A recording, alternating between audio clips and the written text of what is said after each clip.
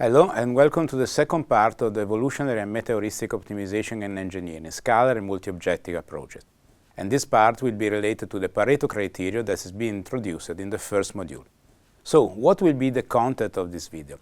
What we will learn is that, starting from the simple example given in the previous model, we will formulate a more general, more rational and formal definition of the Pareto criteria. The concept of Pareto front and Pareto set will be introduced. As we will see, there will be the operative quantities that will drive us through the problem of multi-objective optimization. Then we will deal with the ranking of population of options using Pareto criterion that will be explained and assessed. And then finally, we will try to set up which are the requirements for multi-objective meta-heuristic algorithm that can be devised. So, as first thing, we again try to make a very simple example and try to highlight the difference between the scalar optimization and the vector of multi-objective optimization. In our example, it will be a minimization problem. So let's say that we have to minimize a function that has one minimum.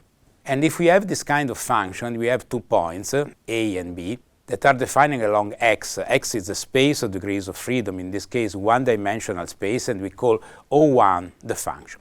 So actually, if you have to choose a point that better minimizes the function O1 in this case, you would surely prefer to use B instead of A.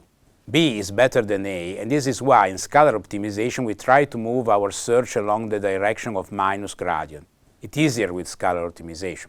So from the point of view of multi-criterion optimality, let's think that we have 2 of these functions. 2 functions, but again, 1 degree of freedom of space X, that is one-dimensional. But now we have one function O1 and the second function O2.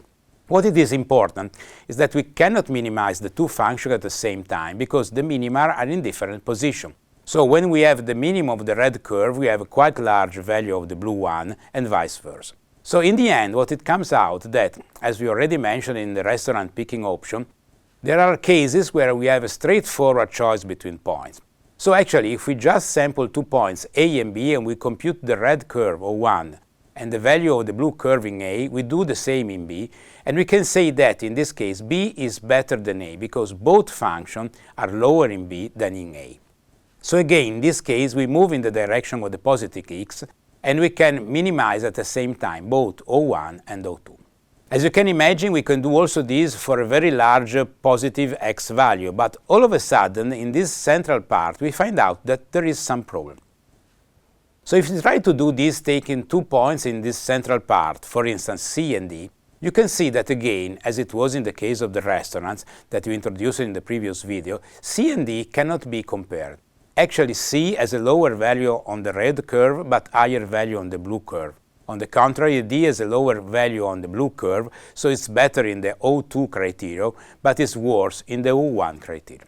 So it turns out that C is not comparable with D because O1 in C is lower than O1 in D, but O2 in C is larger than O2 in D. So actually what we have, in the beginning between A and B, we could move in the same direction to minimize both objectives. But now in the central region, to minimize the red curve, we must go in the negative X direction and in the opposite X direction to minimize the blue curve. So what happened is that if we just try to understand this kind of problem, we can see that with these 2 simple curves, we can divide our domain of the variable X in 3 zones. From the minimum of O1 curve to minus infinity, there is no conflict. So both directions to minimize O1 and O2 are pointing in the same direction. The same from the minimum of O2 to the plus infinity, the directions are the same. What happened then between these 2 minima, the direction from the minimization are conflicting each other. So I want to go on the right to minimize the blue and I want to go on the left to minimize the red. So in this case, what we have is again conflict between our direction. So this is the multi-criterion optimality. Let's think about a little bit more complex case. Instead of having only one-dimensional function to minimize, we think about 2-dimensional function to be optimized. So actually very simple function like paraboloids, and again this time we have, for instance, one paraboloid, the blue one, as a minimum in x equal to -1, and the minimum lies on the y-axis. And O2, the red one, is the same, but with the minimum is x equal to +1. In both cases, the minima of O1 and O2 are 0.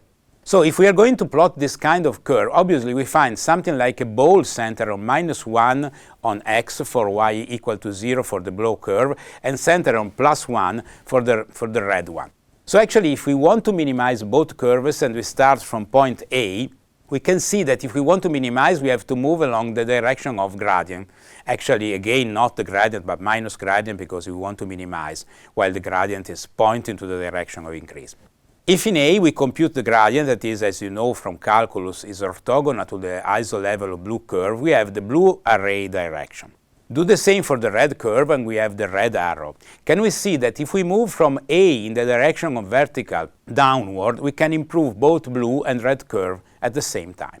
This goes on, but in the end, when we arrive here on the line that joins the two minima, minus gradient of blue curve points in the minus x direction, while minus gradient of red curve points in the plus x direction. Then there is not anymore the way of improving at the same time both objectives. If I go in the left direction, I decrease blue, but I increase red. Again, we are in the case of conflict. So what we can see is that along this line we have a conflict not in all the region, but in a very special and particular subset where the two arrows become contrasting each other. Again, we find this idea of conflicting direction. Even if in this video we will not deal with this concept in a formal mathematical way, we will see that this can be expressed by an equation that in some cases gives us this way of finding out this conflict subset. And that will be described in the literature and study material. So let's make a step forward to apply this concept in an optimization procedure. Let's say that instead of using continuous paraboloid functions, we just sample a grid of points. So we go from -2 to +2 on x and y. And we are working in the xy plane. We sample, for instance, 15 times 15 regular grid. What it comes out is that only the points that lie between the two minima are characterized by this conflict. But now, what we can do is that we have the xy plane, the design variable space. But why can't we go to another plane?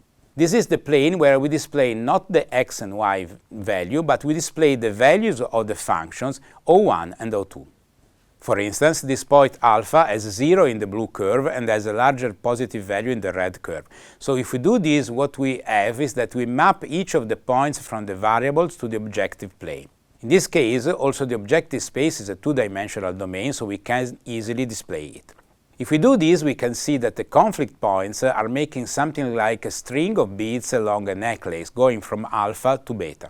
So this is another graphical representation. We can see that out of this 15 times 15 grid, that is 225 points, we have only these 7 points that are really important in our search. And we can imagine, if you remember the restaurant problem, that these are the points where a conflict is arising. So having in mind these two graphical representations, one in the variable and one in the objective, we call the conflict region Pareto set when we are working in the xy plane. In the other case, we speak about Pareto front because we are working in the objective space. So now we have the Pareto front, but how can we convince ourselves that these 7 points are non-dominated? We can use the same concept that we introduced in the restaurant problem. So we are trying to use the concept of what we call the shadow. So all the instances that are under the light blue region are dominated by the point on the Pareto front. So the shadow marks all the region of the plane that is dominated by the one point. All points lying there are definitely worse in both objectives. If we do the same for all configuration on the Pareto front, we can see actually that all these instances are dominated by some point on the Pareto front. And we can see also another fact that is important. Some instances are dominated by many points, others by a lower number. Actually, this is a concept that will be used in optimization algorithm. But how can we use the dominance concept to drive an optimal search? Dominance property is a binary concept. It's either true or false, so 0 or 1. But as we learned, when we want to have an optimal search, what we need is the direction of moving around to find better configuration. Translating the dominance concept in a more continuous or gradual information has been like an eureka moment that has become the basis of evolutionary multi-objective optimization, or EMOs as we will call them. Historically, two approaches were proposed. One was by Goldberg in 1989, and that's called Pareto ranking. And then another approach was proposed by Zitler and Thiele in 1999, and that's called Pareto strength. So Pareto ranking. Okay, we found that these 7 bullets that make our Pareto front. So these points we assign the first prize because they are the best in our population. So we have assigned rank 1. Then we remove these 7 points from the population. Now, if we remove these 7 points, some points that were dominated, were shadowed by them, will become non-dominated. So we assign to this point rank 2. And then we go on until we process all the configuration and we are finished with the population. So let's move again to the 2 paraboloids problem. Here we have the 7 red points on the Pareto front. Okay, and these 7 red points are mapped in our Pareto space, in our objective space. Then we remove them from the population, but when we remove the red ones, the green ones, now they are non-dominated, and we assign to them the second prize, they are in rank 2.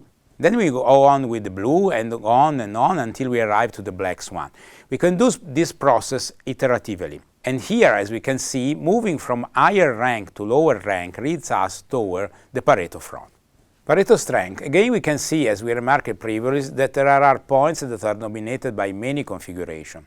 So in a population, first we find the non-dominated points and assign to this point a strength, that is a value that is given by the number of points that are dominated by this configuration, divided by the total number in the population. So actually this is something lower than 1.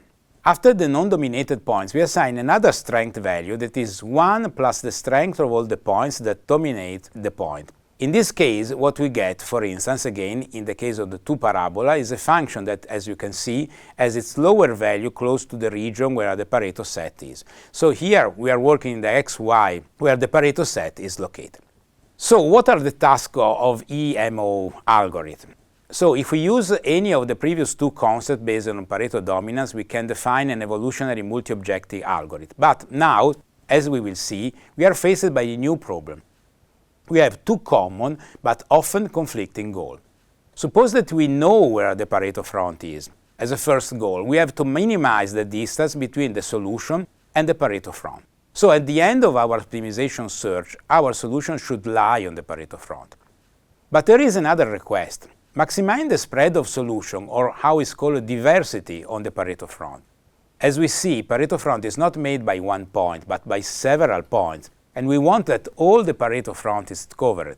So for instance, if we have O1 and O2, and the red line is the known Pareto front, for instance, an algorithm that comes with the final solution to these violet points reaches no convergence because the points are far from the Pareto front.